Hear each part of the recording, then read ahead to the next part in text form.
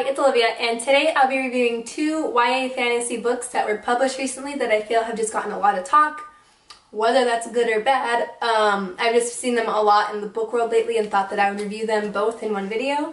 So the first one is Children of Blood and Bone by Tomi Adeyemi, and it's upside down. Second one is A Defrost and Starlight by Sarah J. Maas. I'm going to keep both of the reviews spoiler free. Also, feel free to talk all kinds of spoilers in the comments. If you could just please put spoiler at the top for any wandering eyes.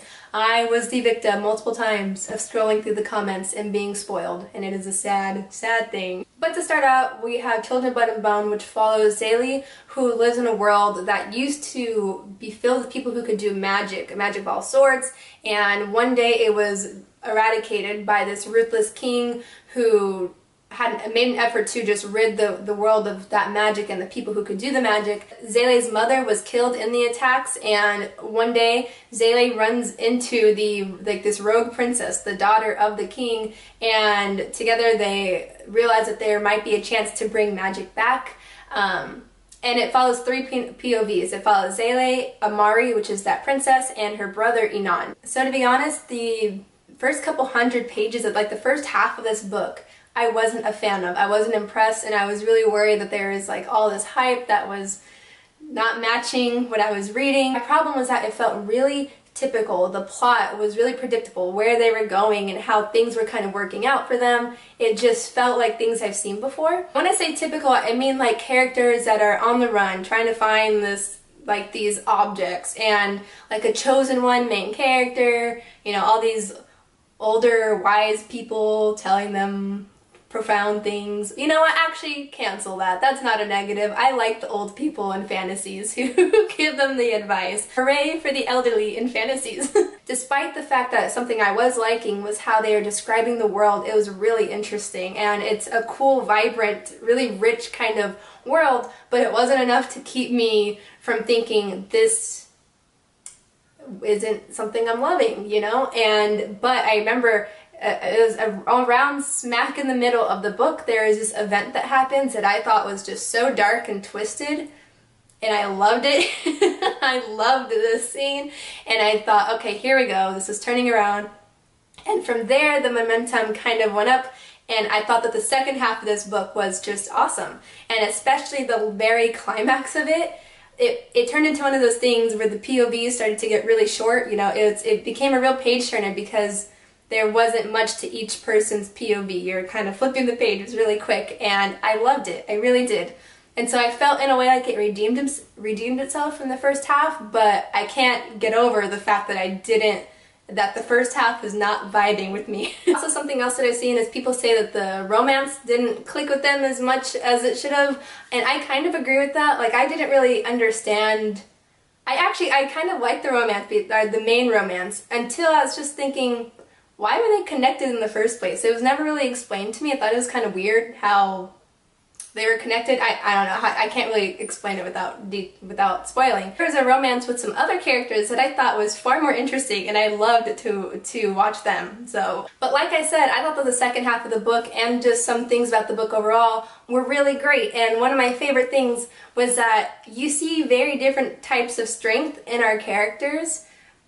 Like, we have two main female characters, and sometimes it's very stereotypical how books will make out girl strength, you know, and you see a variety of ways that strength is shown in these characters, and it's beautiful. And also the friendship that grows between our main characters is awesome, and by the end I'm just like so in love with their relationship. There's also a lot of sibling relationships, and I just thought that they interacted with each other authentically. You know, siblings fight. Siblings are not perfect, and I really enjoyed that. The last thing I want to say about this felt so much like Avatar: The Last Airbender. There was just a lot of things that really reminded me of it. Does anyone else think that? That's one of my favorite shows, and I couldn't help but see similarities. We have our three main characters that are going all over the place to try and stop the main bad guy, and also the main bad guy, the king, or Fire Lord Ozai, has this son who has these issues because he's struggling to find his own destiny, but also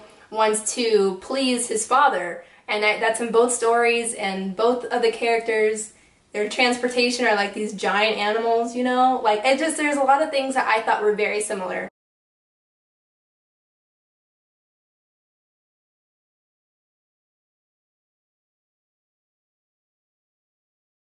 Overall, if the second half of the book redeems the whole thing for you, I think it could be worth the hype. While this definitely wasn't a perfect book, I'm very happy that I read this, and I was excited to review it and talk about it, and that's always a good thing. So moving on to A Court of Frost and Starlight, I have to have read all first three, because while I'm not spoiling this, talking about this after the first three, you know what I mean. So anyway,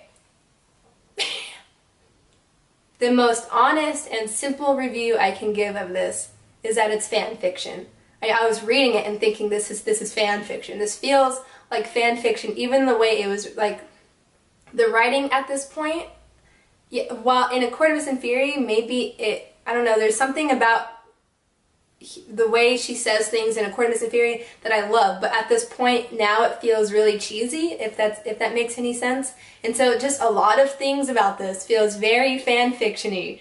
Also, the fact that there isn't really a plot in here going on. It's supposed to be a bridge until the next novels, but honestly, the teaser at the end is kind of the only bridge to me, the only like new thing that helps us out with finding out where we're going. I mean, I get the hints that are dropped throughout but honestly, like, minus that teaser at the end, I don't even know if you need to read this to read the other books. It's not really much of a bridge because nothing is happening, and it's happening during the Christmas time, and it's just leading up to kind of their Christmas type event. It feels like fan fiction. That's all I can say. Also, I have said this many times, I was very disappointed in A Court of Wings and Ruin. My review, I expressed I was not a fan, and the more I think about it, the more I think I gave it 3 stars, but the more I've thought about it, the more I think 2 stars and even 1 star for that book. So you have to realize I didn't go into this with terribly high expectations. So, I mean, I wasn't all that. There's only so much I could be disappointed in when my expectations were so low, you know? Also, I can't deny, there's a part of me that will always love to see these characters interacting, even if they are doing nothing, which they are in here. Multiple scenes, they're just sitting around.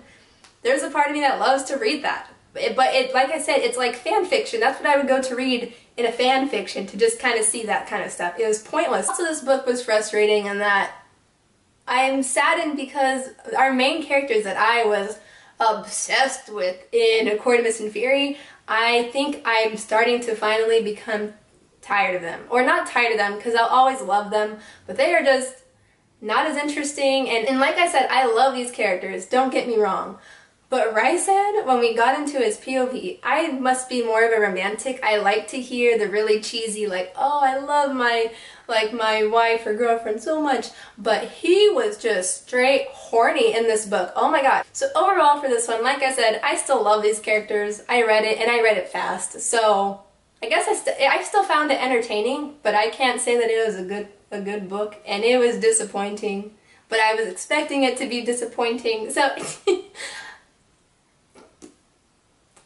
there's my thoughts. Yeah, I know that second review wasn't as coherent as the first one, but anyway, that's the end of this video. Let me know any of your thoughts in the comments, and I will see you in another video.